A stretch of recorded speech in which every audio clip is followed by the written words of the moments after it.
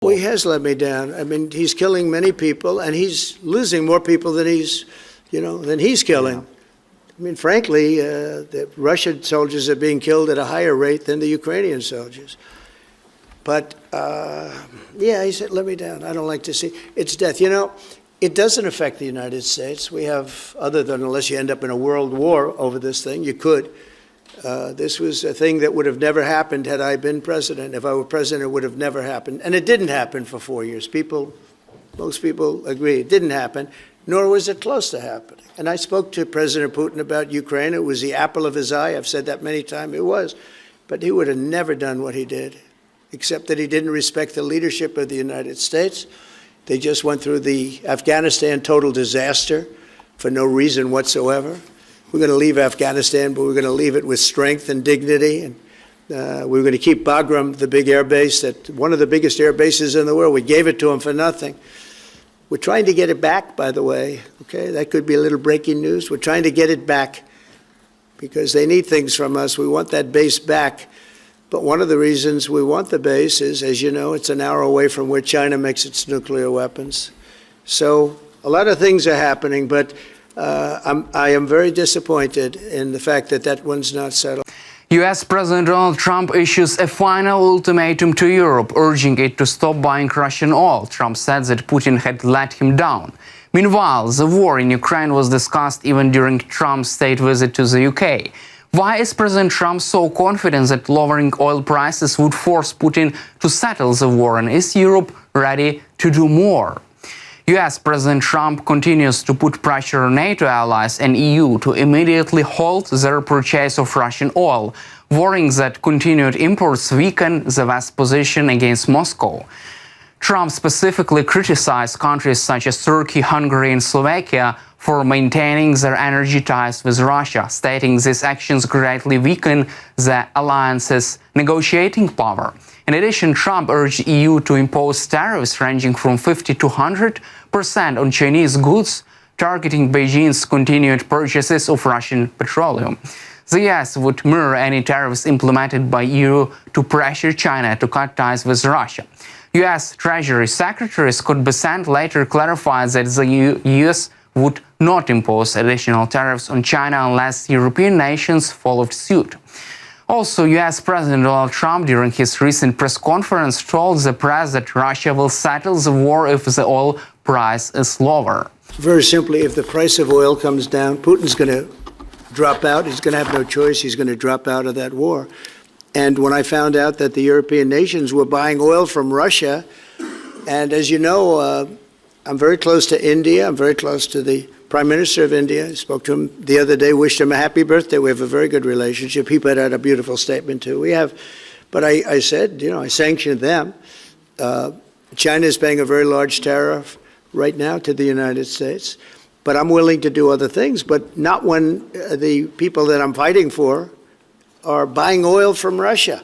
If the oil price comes down, very simply, Russia will settle. And the oil price is way down. You know, we got it way down. We're drilling and we produce more oil than anybody else in the world. We're doing a lot.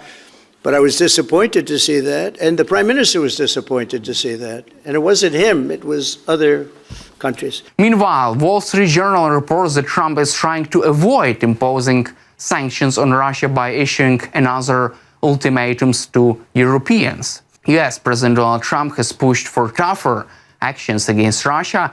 He wants European countries to stop buying Russian oil immediately. He also called on EU to slap heavy tariffs on countries like China and India that keep buying Russian oil. His goal is to isolate Russia economically.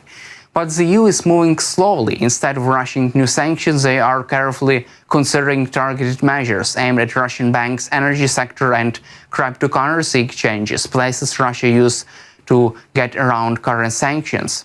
EU officials are trying to find a balance between strong action and legal concerns among member countries.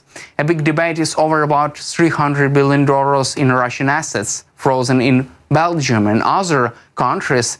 Trump has suggested using that money directly to help fund Ukraine's military defense, urging Europe to act quickly to help Ukraine resist Russian aggression. European officials, however, have been hesitant to take such a step. Brussels is hesitant to use frozen Russian assets to fund the war because of legal worries and concerns about damaging its reputation.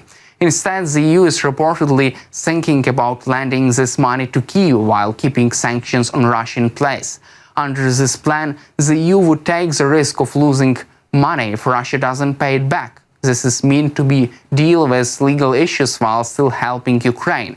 Even though EU has passed several rounds of sanctions, enforcement has been uneven. Big EU countries like Germany, France, Hungary and Italy still rely on Russian energy, making it hard to stay united against Moscow. And this dependence has slowed down the EU's efforts to tighten sanctions and caused divisions without the European Union. However, some European diplomats say Trump's public calls for tougher action on Russia are partly political. They believe he wants to highlight Europe's hesitations to justify why he didn't push for tougher sanctions. While Trump didn't back broad sanctions on Russia, he did target India by imposing 50% tariff. This was meant to punish India for buying Russian oil, showing Trump prefers targeted economic moves. This ongoing disagreement also shows how hard it is for US-Europe to stay united against Russia. The US wants stronger, broader sanctions to end the war, but Europe tries to balance politics, economic ties and internal divisions. Wall Street Journal points out that these tensions reveal bigger challenges in the US-EU relations, as both sides try to find the right strategy to pressure Russia without breaking their alliance. Also, experts say cutting off Russian oil sales strikes at one of Moscow's biggest source of revenue, limiting its ability to finance military operations in Ukraine. This targeted economic pressure aligns with broader sanctions designed to cripple Russia's economy and reduce its influence worldwide, according to Reuters. Ukrainian President Volodymyr Zelensky has publicly backed this move, calling for comprehensive sanctions that hit all parts of Russia's economy, energy sector especially. Zelensky emphasized that Russia bears full responsibility for war and urged international community to unite behind stronger sanctions to halt Moscow's aggression. While some Europeans remain hesitant due to their energy dependence on Russian oil, the EU is considering accelerating bans on Russian LNG imports as part of the next sanctions package. This move reflects growing pressure from US and others to reduce reliance on Russian energy and increase economic isolation of Moscow, as Reuters points out. Economists acknowledge that cutting Russian oil imports will cause short-term challenges, including higher energy prices and market adjustments. However, many argue that the long-term benefit of weakening Russia's war capabilities and promoting energy diversification outweighs these costs. The sanctions could also encourage investments in alternative energy sources, strengthening energy security in the future. Meanwhile, US President Donald Trump's recent state visit to the UK was marked by a sharp political and economic discussions, including strong stance on the ongoing war in Ukraine. During the visit, Trump openly criticized Putin, saying that Putin let him down over the failure to deliver promises related to peace talks. Trump and UK Prime Minister Keir Starmer reaffirmed their commitment to support Ukraine, with Starmer emphasizing the need to maintain pressure on Russia throughout sanctions. On the economic front, Trump pushed for expanding oil drilling in the North Sea, calling wind energy as a very expensive joke and arguing that increased oil production would help lower global energy prices and weaken Russia economically. Additionally, US and UK announced a massive £150 billion bill, Tech Prosperity Deal, aimed at boosting cooperation in the artificial intelligence. Trump also weighed in on domestic UK issues, advising Starmer to deploy British Army to tackle illegal immigration. On trade, Trump expressed support for lifting a 10% US tariff on Scotch whisky, allying with Scottish First Minister John Swinney's calls to improve these transatlantic relations. That's all for today. Subscribe to our YouTube channel and glory to Ukraine.